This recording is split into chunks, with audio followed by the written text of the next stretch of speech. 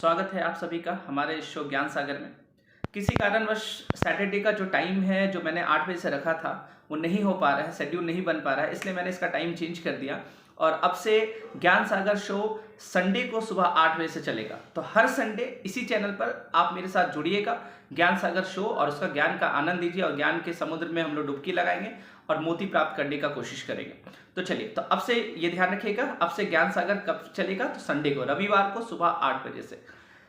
आज मैंने एक विषय रखा है, जो हमारा आज विषय है वो है अवतारवाद। आपने सनातन धर्म में अवतारवाद के बारे में सुना होगा, आपने बौद्ध धर्म में अवतारवाद के बारे में सुना होगा। तो ये अवतारवाद क्या होता है और विष्णु जी के जो अवतार है, प्रमुख अवतार, उस पर भी हम लोग चर्चा करेंगे। और मैं कोशिश करूंगा कि इसको डार्विन का जो थ्योरी ऑफ इवोल्यूशन है उसके साथ इसको जोड़कर आपको बताऊं कि अवतारवाद और डार्विन का जो इवोल्यूशन का थ्योरी है वो कितना मिलता जुलता है, या फिर उस दोनों में कितना अंतर है। दोनों चीज मैं आपको बताने की कोशिश करूंगा। तो ये वीडियो बहुत लंबा हो जाएगा, इसलिए हम लोग इसको 2 पार्ट में कर लेंगे, है ना, या फिर अगर जरूरत पड़े तो 3 पार्ट में भी कर लेंगे। तो आज पहले मैं आपको अवतारवाद का मीनिंग मेनली बता देता हूं कि अवतार का मतलब क्या होता है। तो देखो, जब हम कहते हैं अवतार, तो दरअसल लगता यह है कि अवतार मतलब भगवान का कोई अवतार लिया, जबकि ऐसा नहीं है। दरअसल होता यह है कि जब धर्म पाखंडियों के हाथ में आ जाता है तो अधर्म फैलना शुरू हो जाता है और गलत गलत इंटरप्रिटेशन होना शुरू हो जाता है। तो अवतार को लोग इतना बढ़ा चढ़ा कर पेश किए हैं कि सुनने में अब लगता है कि अच्छा, ये अवतरित पुरुष है। आप बोलते हैं ये अवतरित पुरुष है ना। तो अवतरित पुरुष में ख्याल यही आता है कि कोई डिवाइन पावर है इसके, है ना, पास कोई, है ना, शायद ये, है ना, भगवान के अवतार है। ऐसा नहीं है ना। वो शब्द कहाँ से आता है, भगवान से हम कैसे जोड़ते हैं अवतार को, वो भी मैं आपको आज बताता हूं। पहले इस शब्द का मतलब समझिएगा क्या है। अगर हम लोग हिंदी साहित्य की दुनिया में चले तो इस शब्द का क्या अर्थ होता है, इसको समझने की कोशिश करते हैं। तो अवतार ग्रंथ का अगर पहले बात करें, फिर मैं आपको बताता हूं इस शब्द का मतलब। वेद में कहीं भी अवतार की, भगवान अवतार लेते हैं, ऐसा कोई चर्चा नहीं किया गया है। उपनिषद जो हमारा वेदांत है उसमें भी कहीं भी चर्चा नहीं किया गया अवतार का। इसके अलावा भगवत गीता में भी अवतार का चर्चा नहीं किया गया। तो कुछ लोग बोलते हैं कि भगवत गीता में अवतार का चर्चा किया गया। आप उनसे पूछना कि कहाँ पे अवतार शब्द लिखा है। भगवत गीता में कहीं भी अवतार शब्द नहीं लिखा। तो अवतार शब्द का चर्चा मिलता कहाँ से हम लोग? तो अवतार शब्द का चर्चा आता है श्रीमद् भागवत पुराण में। याद रखना, श्रीमद् भगवत गीता अलग है और श्रीमद् भागवत पुराण अलग है। तो भागवत पुराण में विष्णु के 24 अवतार की बात की गई। कहीं कहीं आपको 22 अवतार भी मिलता है ना। लेकिन सर्वमान्य जो है, सभी मानते जो है, जो प्रमुख अवतार उनका है वो 10 अवतार को माना जाता है। उसके बाद बहुत छोटे छोटे कुछ अवतार है, उसको भी लोग जोड़ दिए कि अवतार है विष्णु के, है ना, ये अवतार होंगे, विष्णु जी के अवतार है, भगवान विष्णु के, तो वो अलग चीज है। लेकिन मुख्यतः प्रमुख कितने अवतार है? 10 अवतार। उस 10 अवतार को भी मैं अभी आप पे वो डार्विन का थ्योरी जो मैंने आपको बताया, है ना, जो इवोल्यूशन का थ्योरी था, उससे भी मैं आपको कनेक्ट करके बताता हूँ। स्टार्टिंग से लेकर के 1 से लेकर के 10 अवतार तक हम लोग समझेंगे। देखते पहले हम लोग अवतार का और भी क्या क्या स्टोरी हम लोग को मिलता है उसको समझने की कोशिश करते हैं। तो देखो, अब हम लोग समझते हैं। तो मैंने आपको बता दिया कि सनातन धर्म में अवतार का चर्चा कहाँ पे मिलता है। तो भागवत पुराण में अवतार का चर्चा आपको देखने को मिलेगा। अब देखो, अवतार शब्द जो है, इसका हिंदी साहित्य में जाओगे तो इसका मीनिंग क्या होता है? तो अवतार का मतलब होता है जन्म लेना। ऐसा नहीं, तो जन्म तो कोई भी ले सकता है ना। तो हम लोग क्या करते हैं कि अवतार शब्द आते ही ख्याल आ जाता है, मतलब थोड़ा सा आदर उसके प्रति हो जाता है। लेकिन मैं अभी बहुत सारा शब्द ऐसा बताऊंगा, तो जरूरी नहीं कि आप आदर ही करो, है ना। बहुरी करो रावण अवतारा, रामायण में भी अवतार का 2 बार 2 जगह पे अवतार शब्द का चर्चा मिला है ना, कि बहुरी करो रावण अवतारा। मतलब तो रावण अवतारा मतलब क्या हो गया? तो रावण भी अवतार हो गया, मतलब भगवान का अवतार है क्या? नहीं, रावण अवतार का मतलब हो गया कि रावण जो जन्म लिया है उसका अब सुनो, उसके बारे में हम लोग चर्चा करने जा रहे हैं, है ना। अब आप सुने हैं कि जैसे अवतार शब्द जो होता है इसका मुख्यतः मीनिंग क्या होता है। जैसे हम कहते हैं जैसे बुद्ध, है ना, बुद्ध तो करुणा के अवतार है ना। महात्मा गांधी तो प्रेम के अवतार है। आइंस्टीन ज्ञान के अवतार है, बुद्धि के अवतार है। आप समझना, ये शब्द जो हम लोग प्रयोग करते हैं अवतार का मुख्यतः मतलब होता है जन्म लेना, है ना। जब हम कहते हैं कि गांधी जी प्रेम के अवतार है, तो प्रेम के अवतार होने का मतलब क्या है कि प्रेम तो एक गुण है, एक क्वालिटी है, करुणा क्या है, गुण है, बुद्धि एक गुण है। उसको कोई साक्षात मूर्त रूप जब दे देता है तो लगता है कि अरे ये तो साक्षात ज्ञान का अवतार या प्रेम का अवतार है ना। तो कृष्ण प्रेम के अवतार है ना। श्याम के बारे में क्या बोला जाता है ना, भगवान कृष्ण के बारे में, वो तो साक्षात प्रेम के अवतार है। तो आप एक बात समझना है ना, भगवान राम दया के अवतार है ना। तो जो दया है, करुणा है, प्रेम है, बुद्धि है, ये सब चीज जो है, इसको जब लोग मूर्त रूप दे देते हैं है ना, तो वो अपने उस चीज को जब अपने जीवन में इंप्लीमेंट कर देते हैं तो हम लोग बोलते हैं अरे ये साक्षात तो है ना प्रेम का अवतार है ना। कोई अगर बहुत ज्यादा गुस्सा करता है तो क्या बोलते हैं, अरे ये तो क्रोध का अवतार है ना, क्रोध इसको आ जाता है बार बार। तो इसका मतलब ये थोड़ी होगी क्रोध का अवतार मतलब भगवान हो गया है ना। तो अवतार शब्द को थोड़ा सा बहुत ज्यादा बढ़ा चढ़ाकर पेश कर दिया गया। अवतार का मतलब ये नहीं होता है। हाँ, भगवान अवतार कैसे लेते हैं, उसका क्या थ्योरी है, उसका क्या कॉन्सेप्ट है, वो भी मैं आपको बताता हूँ। क्यों बोला जाता है कि विष्णु जी के अवतार या फिर है ना जो भी अवतार आप सुनते हैं, बुद्धिज्म में आप सुनते हैं अवतार देखते होंगे अवतार। तो अब जैसे बोलते हैं एक ये है कि सबकी निंदा जो करिए सो चिमगादड़ बन अवतरिए। तो मतलब कि सबका जो निंदा करता है, जो चुगली करता है, कुछ लोग ऐसे होते हैं जो सबका चुगली करते रहते हैं, निंदा करते रहते हैं, मतलब वो क्या होगा, चमगादड़ बन जाएगा, मतलब चमगादड़ बनेगा, अगला जन्म में क्या हो जाएगा, चमगादड़ बनेगा। तो इसका मतलब क्या हो गया, चमगादड़ के भगवान है चमगादड़। तो अवतार का मतलब जो होता है वो दरअसल यही होता है कि एक तरह से आप उसको कह सकते हो कि अलंकृत शब्द में इसको इस्तेमाल किया जाता है, या फिर आम भाषा में आप इसको सिंपल लैंग्वेज में कहो कि क्या होता है कि जन्म लेना है। अवतार का मुख्यतः मतलब होता है जन्म लेना।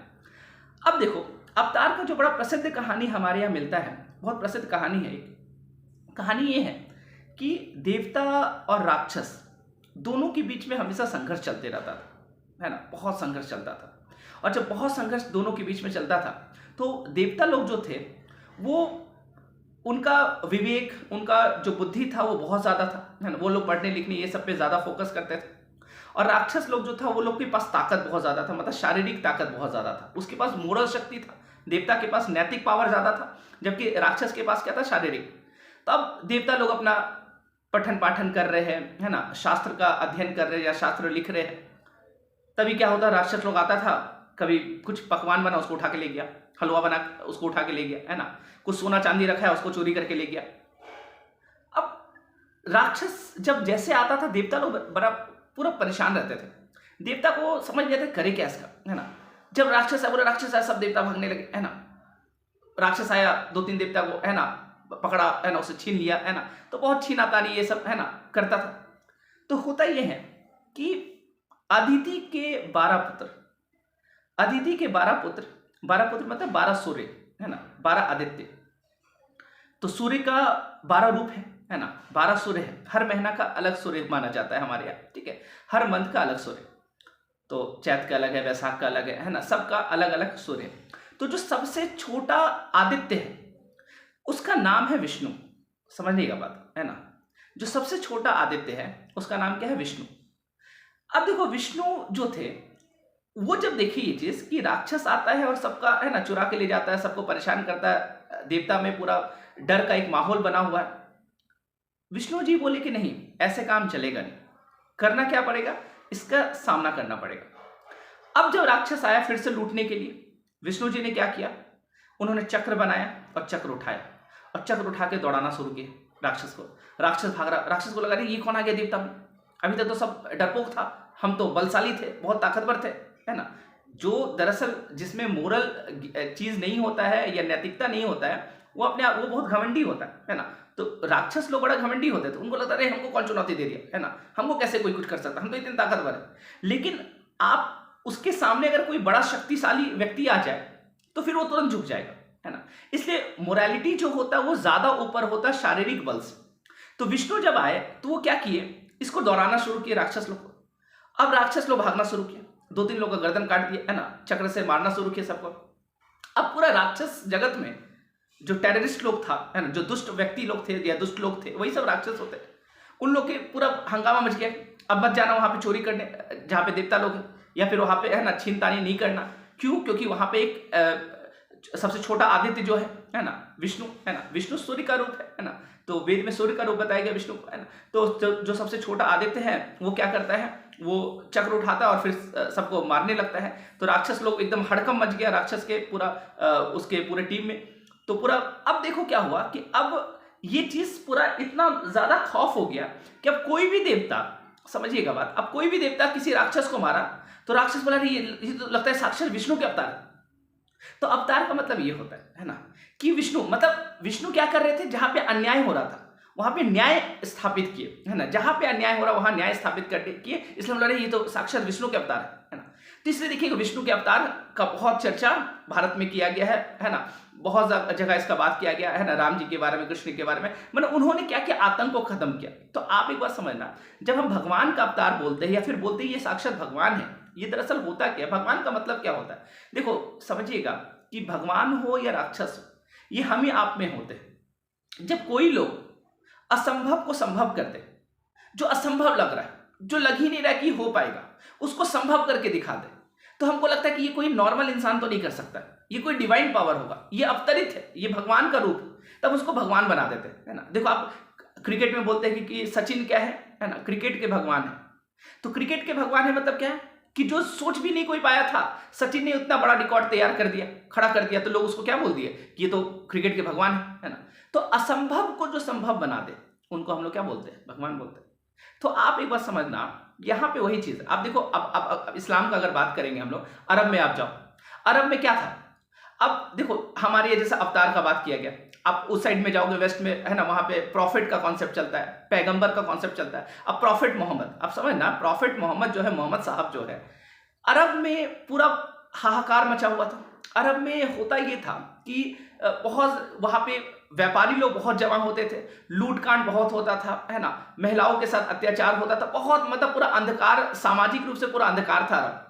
और जब सामाजिक रूप से अंधकार था, उस अंधकार को मिटाने के लिए, है ना, वहां पे कौन आए, प्रॉफिट मोहम्मद। तो प्रॉफिट मोहम्मद एक लालटेन लेकर आए, है ना, एक रोशनी लोगों के जीवन में जगाए, और वहां पे उन्होंने क्या किया, पूरा अरब में, है ना, लोगों को एक ज्ञान देना शुरू किया, एक संदेश देना शुरू किया। और जो हाहाकार मचा हुआ था अरब में, जो बहुत सारा, है ना, धर्म के नाम पर आडंबर चल रहा था, धर्म के नाम पर पूरा वहां पे तोड़ फोड़ हो रहा था, धर्म के नाम पर हत्या हो रहा था, वो सबको वो रोके जब, तो उनको क्या, तो वहां के लोग क्या बोले, अरे ये तो साक्षात क्या है, पैगंबर है, ये तो ईश्वर के दूत है ना, पैगंबर है, प्रॉफिट है ये, है ना, ये कोई साधारण व्यक्ति तो हो ही नहीं सकता, क्योंकि जब इतना संकट है, इतना अन्याय हो चुका है, न्याय पॉसिबल ही नहीं है, असंभव है, उसको संभव कोई करके दिखाए, जिसको पैगंबर।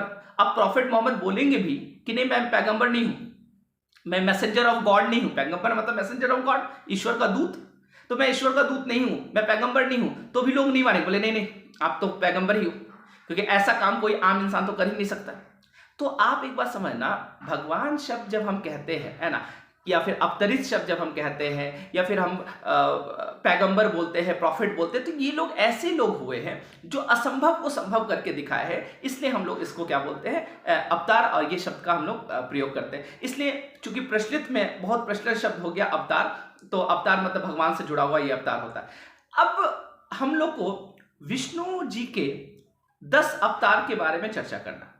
अब समझना 10 अवतार, अब आपको समझ में आ रहा है विष्णु का अवतार क्यों बोला जाता है ना। अब राम जी ने क्या किया, रावण का आतंक था, उसको क्या किया, खत्म किया, है ना, एक मोरल सोसाइटी डेवलप करने की कोशिश की, है ना। तो ये राम जी ने जो किया, तो लोग बोले अरे ये तो साक्षात लग रहे विष्णु के अवतार है, तो यहां पे भगवान के साथ जोड़ा जाता। अब मैं आपको एक एक करके बताऊंगा कि जो मत्स्य अवतार से लेकर के पूरा, और भविष्य के जो अवतार आने वाले कल की, जो 10वें अवतार माने जाते हैं विष्णु जी के, इसका महत्व क्या है। और पुराणों में मैंने आपको बताया था, पुराणों में बहुत सारा प्रतीक दिया गया है ना, बहुत सारा चीज है, लेकिन उस सब प्रतीक का कुछ मीनिंग है, और वो कुछ, और जितना कथा पुराण में दिया गया है वो एक मैसेज देना चाह रहा। क्या हम उस मैसेज को समझ पा रहे हैं या नहीं समझ पा रहे। तो हम लोग को यह विचार करना कि वो मैसेज को समझना, ना कि वो कथा में हमको घुस जाना, वो कथा से जो निकलने वाला निष्कर्ष है उसको फिर अपने जीवन में लागू करना, ना कि वो कथा सुनने से आपको क्या होगा, ज्ञान प्राप्त होगा, और ना ही वो कथा सुनने से आपको, है ना, कि स्वर्ग लोक की प्राप्ति होगी और मोक्ष की प्राप्ति होगी। तो कथा सुनने से कुछ नहीं होता है, कथा से जुड़ा हुआ जो इस प्रतीक है और उसका मैसेज हम लोग को क्या करना है, समझना है। तो विष्णु जी के 10 अवतार का चर्चा और डार्विन का जो इवोल्यूशन थ्योरी है, इसको जोड़कर मैं आपको मिलूंगा नेक्स्ट एपिसोड में। तो ज्ञान सागर का नेक्स्ट एपिसोड जो होगा वो संडे को होगा सुबह 8 बजे। वहाँ पे मैं विष्णु जी के 10 अवतार का बात करूँगा और इवोल्यूशन जो थ्योरी है, थ्योरी ऑफ इवोल्यूशन है डार्विन का, उसको मैं जोड़ के बात करूँगा, दोनों में क्या समानता है और दोनों में क्या असमानता है। आज के लिए इतना ही, बहुत बहुत धन्यवाद।